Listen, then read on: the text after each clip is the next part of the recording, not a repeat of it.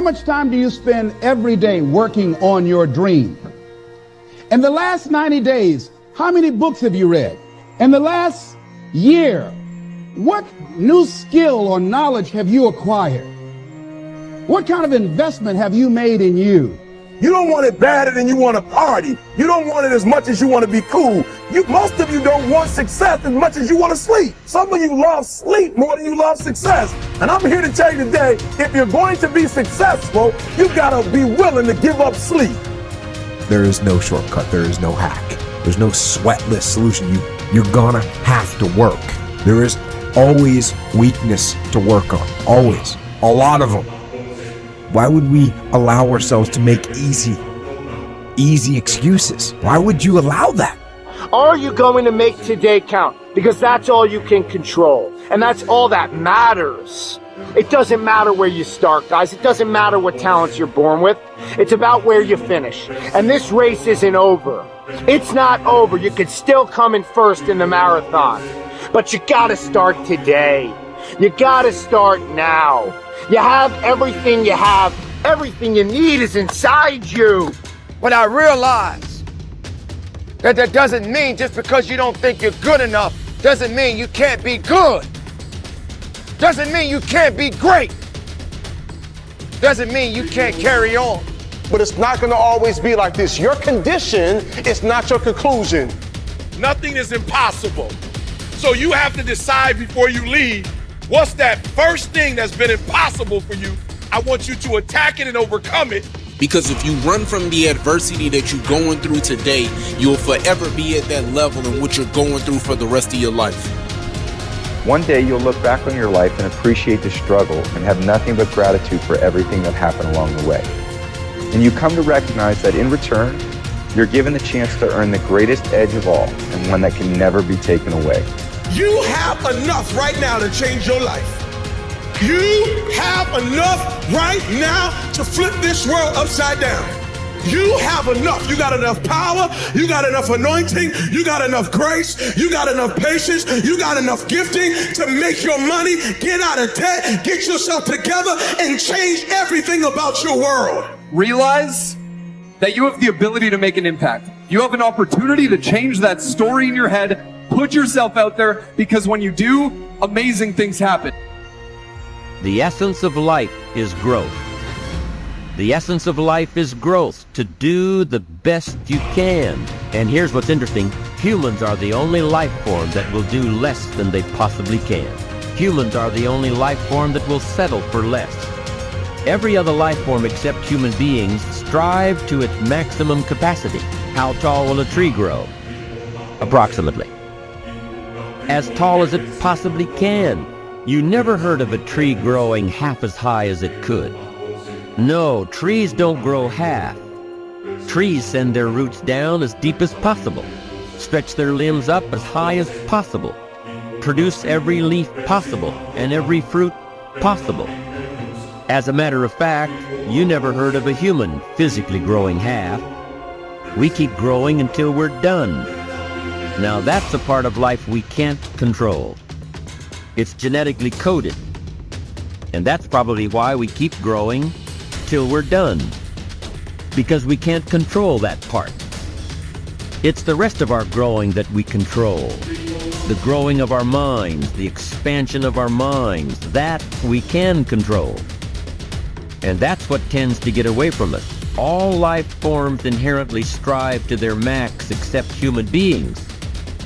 Now, why wouldn't human beings strive to their maximum possibility? Here's why. Because we've been given the dignity of choice. It makes us different than alligators and trees and birds. The dignity of choice makes us different than all other life forms. And here's the choice: to become part of what we could be, enough to get by, or to become all that we can be. My best advice for you is to choose the all. Earn all you can, make all the friends you can, read as many books as you can, develop as many skills as you can, see as much as possible, do as much as possible, make as much fortune as possible, give as much of it away as possible. The max. There's no life like it. I'm telling you, once I got on track, I've never looked back.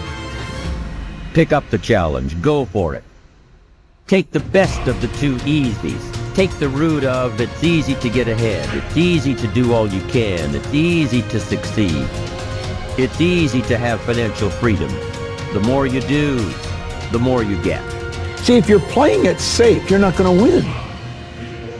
If you're playing it safe, like that old saying, you know, you were taught when you're a little girl, better to be safe than sorry. Well, that's a bunch of crap. It's not better to be safe than sorry.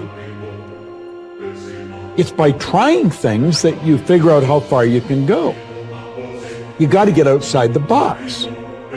Like it's reported, Edison tried 3,000 ways before he built the incandescent light. He said he didn't fail 3,000 times. He said there was 3,000 different steps to building a light bulb. Well, there's different steps to get to where you're going. And I really do treat winning and losing exactly the same. I do not let it upset me. Do you think that's a big part of why you're so successful? Well, it's part of why I enjoy it. Yeah, I think it is, because I'll try anything. Like if I'm into an idea, the idea of losing never enters my mind. See, I have worked with giants. I had the good fortune of working with Sir Edmund Hillary. He was the first man to stand on top of the world. And I worked with him on 3 different occasions. And the only difference in Ed Hillary and Bob Proctor is in his size. Now, he's gone now, but he was a big man. And he shook hands with me. His hand wrapped right around mine. I felt like a dwarf, you know. And talking to him, like it never entered his mind he wouldn't get to the top of the mountain. But he failed in 1951. He failed in 1952. It wasn't until 1953 that he got to the top of the mountain. You know, people had died for centuries trying to do that. He said, I knew if I could see it in here, I could hold it out here. Stella Mann wrote that in a book. You can see it in your head, you can hold it in your hand. And that's right. And if you're not prepared to lose, you're never going to win, because you're always playing it safe. And there's no reward in that. Dare to go forward. Winston Churchill once said, courage is rightly considered the foremost of the virtues, because upon it all others depend. Courage is the chief distinguishing characteristic of the true leader. It is almost always visible in the leader's words and actions. It is absolutely indispensable to success, happiness, and the ability to motivate other people to be the best they can be. Follow through on your vision. In a way, it is easy to develop a big vision for yourself and for the person you want to be. It is easy to commit yourself to living with complete integrity. But it requires incredible courage to follow through on your vision and on your commitments. You see, as soon as you set a high goal or standard for yourself, you will run into all kinds of difficulties and setbacks. Refuse to compromise. You will be surrounded by temptations to compromise your values and your vision. You will feel an almost irresistible urge to get along by going along. Your desire to earn the respect and cooperation of others can easily lead to the abandonment of your principles. And here is where courage comes in. Stick to your principles. Courage combined with integrity is the foundation of character. The first form of courage is your ability to stick to your principles, to stand for what you believe in and to refuse to budge unless you feel right about the alternative. Courage is also the ability to step out in faith, to launch out into the unknown, and then to face the inevitable doubt and uncertainty that accompany every new venture. Avoid the comfort zone. Most people are seduced by the lure of the comfort zone. This can be likened to going out of a warm house on a cold, windy morning.